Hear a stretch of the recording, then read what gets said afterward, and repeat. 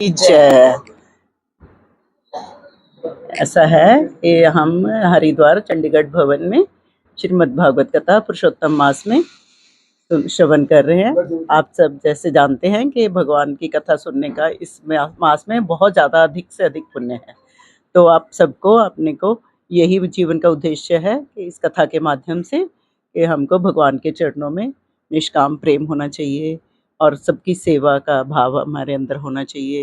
हमारे अंदर दया भावना जो भी अच्छे सद्गुण पैदा होने चाहिए इस कथा के श्रवण से। और बहुत अच्छे संत हैं जो विरक्त कथा ये हमारे पिताजी की बरसी के उपलक्ष्य में है। ये 4th कथा है हमारा हमारे पिताश्री जी के बरसी के उपलक्ष्य में 4th कथा 4थी कथा है। और ये उनके पुण्य स्मृति में 4th कथा है। ये बस हम यही चाहते हैं अभी सब बहन भाई हम इकट्ठा इसे बहाने मिलें, भगवान जी का नाम लें, कथा कीर्तन खूब अपना जीवन का आनंद आता है। हम सभी बहन भाइयों का सभी हम चंडीगढ़ सब चंडीगढ़ से, कोई लुधियाना से, कोई पंजाब से, कोई कहीं से, सब ऐसे दूर दूर से सब बहन। हाँ, बॉम्बे से भी बेटी आ रही है।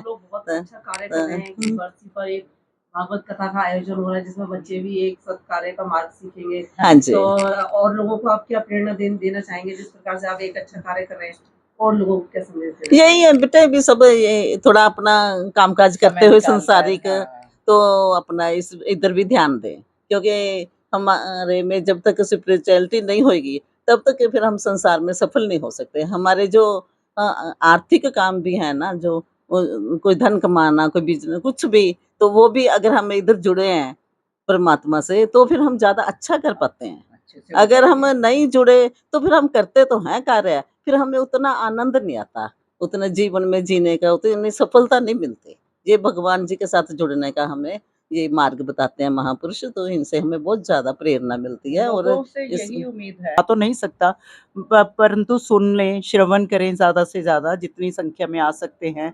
जब भी कोई जहाँ भी कोई धार्मिक कार्यक्रम होता है तो सब बढ़ चढ़कर भाग लें, उसमें जितना अपनी समर्थ अनुसार योगदान भी करें, श्रवण भी करें और पुण्य लाभ भी लें।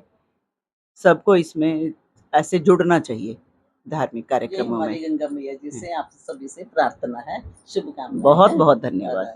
श्रीमद् भागवत कथा स्वामी सोहम मुनि जी के द्वारा की जा रही है। इस कथा से हमें बहुत अच्छी प्रेरणा मिलती है और स्वामी जी हमें हमारा मार्गदर्शन कर रहे हैं। कैसे जीवन में हमने काम करना है, कैसे जीवन में हमने रहना है और कैसे दूसरों के साथ हमारा व्यवहार होना चाहिए। क्योंकि स्वामी जी हमें यही बताते हैं कि जैसा व्यवहार हम अपने लिए चाहते हैं ऐसा आप दूसरों के साथ करो। और जीवन में यही एक लक्ष्य होना चाहिए कि हमने अच्छे कर्म करने हैं, बाकी भगवान सब कुछ देने वाला है, भगवान का सब कुछ दिया हुआ है, हमारा शरीर भी भगवान का है और भगवान ही हमें आगे देंगे। और हमें इसकी चिंता नहीं करनी चाहिए ज़्यादा, धन कमाने की या अर्थ की, सब भगवान ने सबको दिया हुआ है, सब देंगे। इसलिए हमारा यही प्रयास है कि ज़्यादा से ज़्यादा सत्संग सुना जाए और महापुरुषों का जो जितना भी है इनका लाभ उठाया जाए, इनकी वाणी का।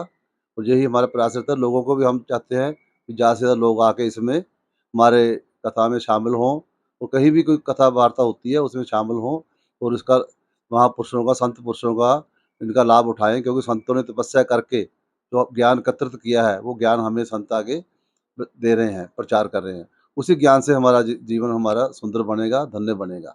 तो यही हमारा प्रयास है और यही संत महात्मा से बहुत-बहुत हम उनके आभारी हैं, उनको प्रणाम करते हैं जो हमें अच्छे मार्ग पर ले आ रहे हैं। मैया की जय, सच्चा सनातन धर्म की जय, गौ माता की जय। हमारा भारत हिंदू राष्ट्र हो।